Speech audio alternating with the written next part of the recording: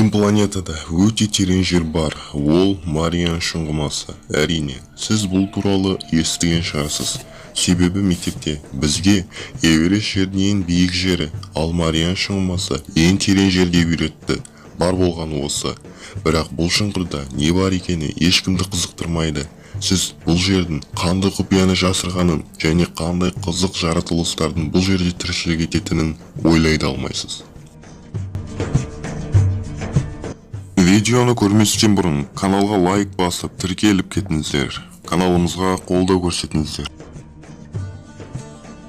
Мариан шұңғымасы Тынық мұхитының батысында Мариан аралдарының жанында орналасқан. Бір сөзбен айтқанда, Мариан шұңғымасы В әрпі сияқты орналасқан. Ені 1500 километр, ал тереңдігі болса 11.000 километр. Бұл шұңғымаға Эверест тауын жаймен сыйғызып жіберуге болады. Оның өзінде де бірнеше километр қалады.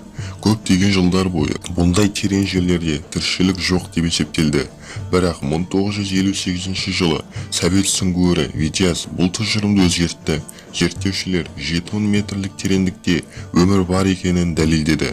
Уақыт өте келе, ғалымдар бұл тереңдікте өмір сүріп жатқан жануарлардың көп екенін және мұндай тереңдікте өздерін өте жақсы сезінетініне таң қалды. Шұңғымаға әртүрлі бактериялардан, омыртқасыздар мен моллюскалардан басқа әлі күнге дейін ашылмаған нағыз құбыжықтар өмір сүреді. 1960 жылы швейцариялық зерттеуші Жан Пикар тарихты алғаш рет батискафтың көмегімен әріптесімен бірге дүние жүзінің ең терең нүктесіне түседі. Жак 10911 метр тереңдікке дейін түседі. Бұл жүрек жұтқан адамдар шұңғымада 20 минутқа жуық уақыт болса да көптеген жайттарға тап болады. Олар Мариан шұңғымасында тіршілік бар екенін өз көздерімен көрді. Бұл жаңалық нағыз сенсация болды.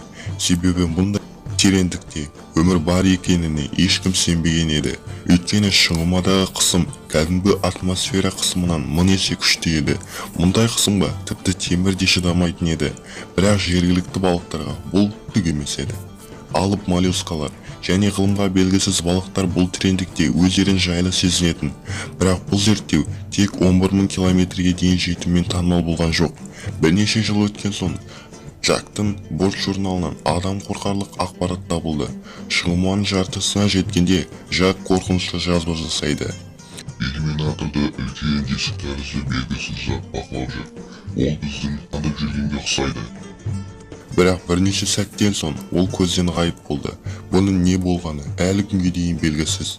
Бірақ бұл су цивилизациясы немесе көне замандық жаратылыс болуы мүмкін. Айтпақшы, көне жаратылыс демекші.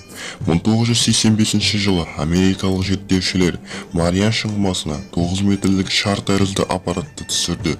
Компьютер біртүрлі дауыстарды естіді. Бір кезде су астындағы аппаратты ұстап тұрған тростар қатты тартылып, үзілудің шақ алдында қалды. Зерттеушілер дереу аппаратты су бетіне шығарып, не болғанын анықтамақ болды. Бірақ бұдан еш нәрсе шықпады. Шұңғымада бір нәрсе аппаратты қатты ұстап тұрды. 3 сағаттық тоқтаусыз талпыныстан соң аппаратты су бетіне шығарды. Шұңғымадағы белгісіз күш тросты жіберді. Аппаратты шығарған бетте зерттеушілер жан түршігерлік нәрсе көрді. Аппаратта үлкен тістердің ізі болды және бірнеше темір тростар үзілген болды. Болған жайт команда мүшелерінің қорқынышын туғызды. Бұл болған оқиғаны заңды түрде аппарат мұхит жартастарының арасында қысылып қалды деп баяндады. Бірақ экипаж мүшелері бұл 11 километрлік тереңдікте бір үлкен және өте күшті құбыжықтың болғанын білді. Себебі бұл зерттеу болған жер жазық жер болды. Ол жерде ешқандай жартас та жоқ еді. Егер шынымен де аппарат жартасқа соғылған болса, приборлар оны хабарлар еді. Бірнеше жыл өткен соң сенсациялық жаңалық болды. Биологтар бұл аппараттағы тіс іздері мен соққыларды тек көне құбыжық мегалодон ғана жасай алады деген тұжырым жасады. Алып көне акула мегалодонның салмағы 50 тонна, ал ұзындығы 20 метрге дейін жеткен. Мегалодон қазіргі акулалардың жойылып кеткен түрі. Олар 1,5 миллион жыл бұрын жойылып кеткен деп есептеледі.